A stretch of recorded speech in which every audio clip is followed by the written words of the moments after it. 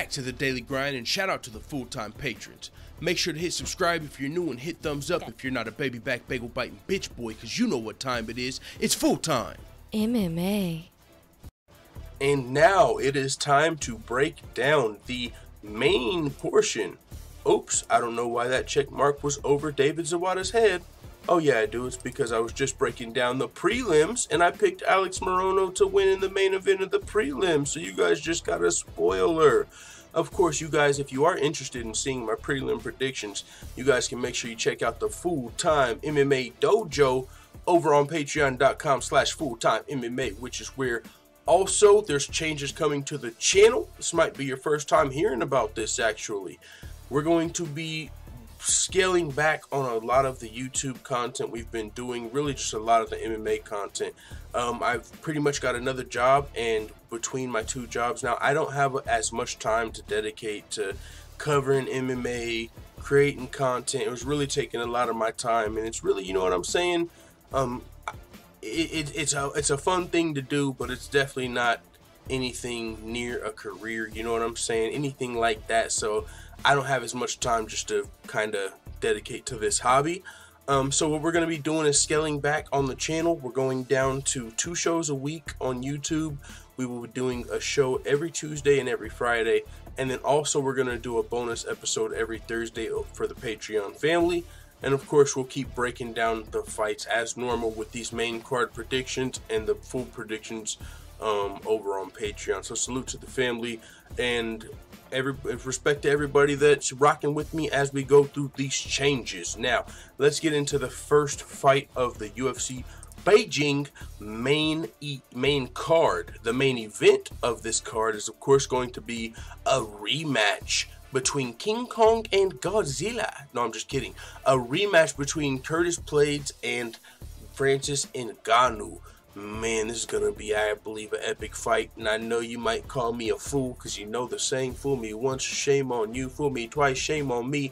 And yes, Francis Ngannou's last 2 fights have not been the greatest fights we've seen, right? But at the same time, there's always that chance that we get that uppercut from Wakanda that we saw when he took on Alistair Overeem, who, by the way, is going to be in the co-main event of this card. So we got some heavyweight action coming up, some potential KOs, some potential slobber knockers. We will see, but let's get into this main card. First fight of the night, man, between Li Jingliang and David Zawada. In this fight, actually, Li Jingliang is 5-1 in his last 6 UFC fights, only losing to Jake Matthews, the very talented fighter and wrestler, and he's won 3 of his last 5 fights by way of KO/TKO. So Li Jingliang been fucking it up over here in the UFC, 5-1 in his last 6 fights. David Zawada lost his UFC debut to Danny Roberts back in July via split decision, and he was actually fighting some pretty tough guys before entering the UFC, which is not the case for everybody.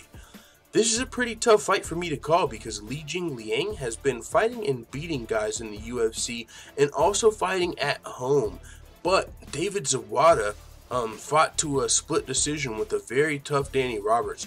Also, he's going to have a reach advantage in this fight, and he wasn't fighting cans by any means outside of the UFC.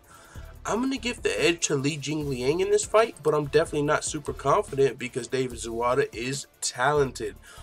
He was not fighting canes. He doesn't have a padded record. He's experienced, slight reach advantage. So this is just a really close fight. Going to be a great fight. But if you held a gun to my head and said, who you picking full time? We're going Li Jingliang. So there's my prediction. Moving on to the next fight of the main card. We got, where's my boy Israel A at?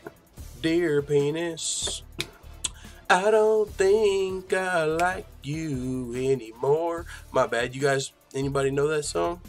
My boy Israel A does, because our boy Song Yadong is going to be scrapping on this main card. And oh, by the way, if you didn't know, this card's going down early in the morning. I'm talking about get your coffee, get your Red Bull, get what you need to start your day off. Wake up and motherfucking, you better be up bright and early for this card, because UFC Beijing, I believe the main card is going to be starting at about 7 a.m. Central, 8 a.m. Central, and the prelims probably around 5, 4. Definitely an early morning card. If you're used to the normal UFC schedule, as the fights are over in Beijing, so gonna be early morning card for you fight fans. So definitely had to make sure I threw that out there. Now let's move to Song Yadong versus Vince Morales. In this fight, Song Yadong's currently riding a 5-fight winning streak, and he's finished both of his first 2 UFC opponents. Excuse me. Vince Morales is making his UFC debut, coming off of a decision win in Bellator a couple months ago after getting submitted in the second round of his fight on Dana White's Tuesday Night Contender Series, and he's finished 7 of his 8 wins. My boy Song Yadong is only 20 years old with 15 pro fights and in the last 5 years, and he's finished 17 of his 12 wins. I'm picking him to win this fight. He's the younger, more experienced fighter fighting at home who's already finished his first 2 opponents in the UFC. I'm going with Song Yadong. Let's get that check mark above his head. This is where I need like an applause. I need a soundboard. Like, everybody cheer for Song Yadong. Alright. Oh, side note, you guys want to hear a quick story in the middle of this MMA video? Have a little bit of fun as we scale back on the channel. A little bit of fun? That's what makes us different. So, here's a little inside joke. Me and my boy Israel. Hey, so whenever I was growing up, me and my brother, right, we found this cassette tape. And it was a comedy cassette tape, and it had some comedy songs, and we were probably in like middle school. One of the funniest songs on that cassette was "Dear Penis, I don't think I like you anymore. You used to watch me shave, now all you do is stare at the floor. Oh, dear penis, I don't like you anymore." And he sang that, and then his penis sang back, "Dear Rodney, I don't think I like you anymore. 'Cause when you get to drinking, you put me places I've never been before. Dear Rodney, I don't like you." So they sang back and forth. Oh, it was hilarious, especially being in middle school, you could imagine. So, whenever I saw the name Song Yadong, I thought about the only song I knew about Yadong. Inside joke for the full-time family. There you go. We're picking our boy Song Yadong to win as the younger, more experienced fighter fighting at home. You guys ready to move on? I know I am. Dear penis. Now you guys can start saying that like in the live chat. Alright. Let's move on to the co-main event of this 4-fight main card. Alistair Overeem taking on Sergey Pavlovich. You guys ready for this fight, man? I know I am. Alistair Overeem is one of the most decorated and experienced heavyweights in MMA history, but currently riding a 2-fight losing streak to Francis Ngannou, and most recently Curtis Blaydes back in June. Both pretty brutal KO TKO finishes. Sergey Pavlovich is an undefeated 25-26-year-old Russian, smaller heavyweight or light heavyweight. I think he's been fighting at 93 kilos, which comes out to 205. Either way, Overeem's not a huge heavyweight himself, so Overeem might have a little bit of a size advantage in this heavyweight fight, but shit, he's been going against Curtis Blaydes and Francis Ngannou where he's been giving up some size, so you can cut him a break.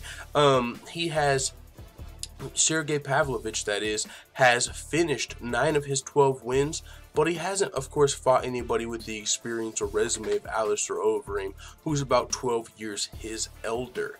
This is a tough fight for me to call because Overeem's a legend and for sure the better fighter overall than Sergey Pavlovich, but Pavlovich is the younger and faster heavyweight who has the ability to knock out Overeem if he catches Overeem, as Overeem has been KO'd in both of his last fights and 13 of his 17 losses have came by way of KO TKO, so that chin is definitely somewhat in question.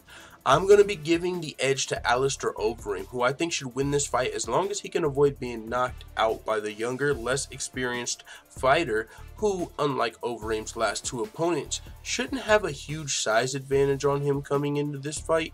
Also, Overeem left Jackson Wink ahead of this fight and switched to training with Elevation Fight Team up in Colorado with Curtis Blaydes and others, which I definitely think was a great move, as they're one of the best up-and-coming fight teams in the world as far as I'm concerned. So that's a good move for Overeem. I'm giving him the edge for all of those reasons. The Demolition Man, Alistair Overeem, I'm picking him to beat the UFC newcomer, but Sergey is undefeated and, of course, going to be dangerous, of course, in this fight. So, let's move the check mark to above the Demolition Man's head before we get on to the main event.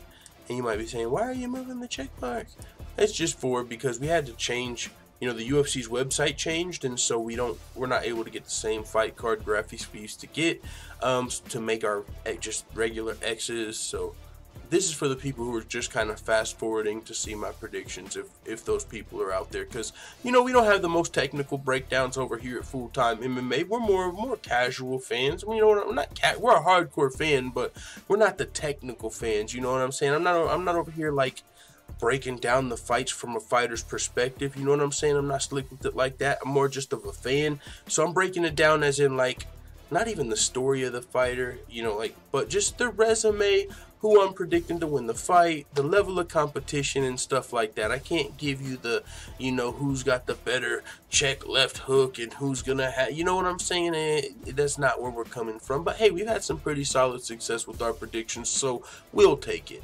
And also you get cool stories and songs like Dear Penis over here on our predictions, so salute to the family.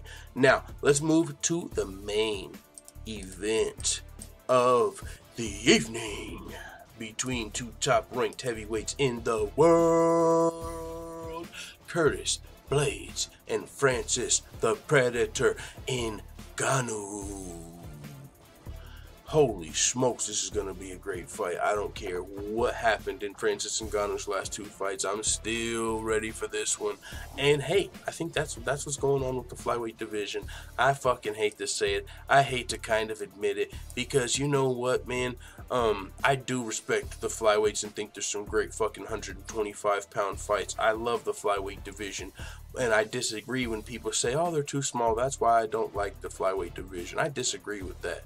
But one thing I can't deny is the fact that it doesn't matter if Francis Ngannou had two boring fights in a row. I'm ready for the next one, because we've seen what he's done in the past. We know what he's capable of. And yes, I'm counting him out. Yeah, I'm questioning his cardio. I'm questioning his grappling. But what I'm not questioning is if he's dangerous, powerful, and able to knock Curtis Blaydes the fuck out if he connects. But with that being said, I'm giving the edge to Curtis Razor Blaydes in the rematch, and I'll tell you why. Francis Ngannou has lost two of his last fights, actually both of his last two fights in a row, after winning his first 6 fights in the UFC. His 2 losses came to former UFC heavyweight champion Stipe Miocic and most recently former UFC heavyweight title challenger Derek Lewis. Curtis Blaydes is 6-0 in the UFC since losing to Ngannou in his UFC debut, and in my opinion, one of the most dangerous heavyweights on the planet.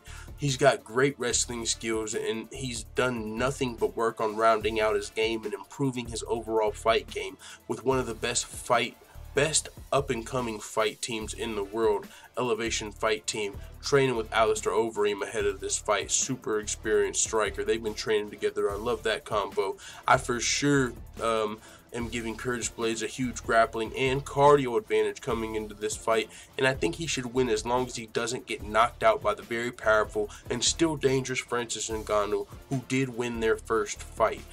Curtis Blaydes just talked about that first loss and just talked about how that was his UFC debut, and you know, he should have been able to keep Francis Ngannou down, but he wasn't with Elevation Fight Team yet. He said there was a couple moves I could have done where I was trying to land ground and pound instead of keep him down, and it allowed him to push me off of him, lose my balance, and him to get up. Now I would have been able to just do this with my elbow or his elbow, keep him down, and still land ground and pound without worrying about him getting up. I'm a way better fighter since then, and I believe Curtis Blaydes, he's very dangerous. Even if he lost this fight, wouldn't be off of like the Curtis Blaydes bandwagon, if that's what you want to say I'm on. I just think I'm encouraged Blaydes realist. This kid is very fucking dangerous, young, up-and-coming heavyweight, great wrestling skills, cardio, powerful, dangerous. I just like the kid. So, he could get caught in this fight, but I'm picking Razor Blaydes to get the job done. With that being said, thank you guys for checking out this video, man. That's my breakdown and predictions for UFC. Let's see if we can get the poster on here and the time and everything, just so we don't get it twisted. Where do we got? Do we got it up over here anywhere? Let's pull up a new tab. UFC.com. You guys can check out the new website as well if you haven't already. Alright. Blaydes vs. Ngannou 2. Here's the fight card and the information. UFC Fight Night Blaydes vs. Ngannou 2, Saturday, November 24th, 5:30 a.m. Central Standard Time. That's 6:30 a.m. Eastern Standard Time. A morning card, so top of the morning to you bitches. We will be trying to do a fight companion if we're up early enough, but who knows really. There's a lot of great fights coming up. Usually morning fights that, you know what I'm saying, if I'm waking up that early, we're probably going to for sure be just catching the co-main and main. We'll see what happens, guys. But like I said, big changes coming to the channel, family. We're scaling down the live shows. We're going to do one every Thursday, every Friday at a set time. Most likely 1 p.m. Eastern Standard Time. Thursday and Friday, and a bonus episode on Patreon on Thursday. So yeah, man, thank you guys for checking out this video, and respect to the full-time family. I'm out. Bye, Felicia.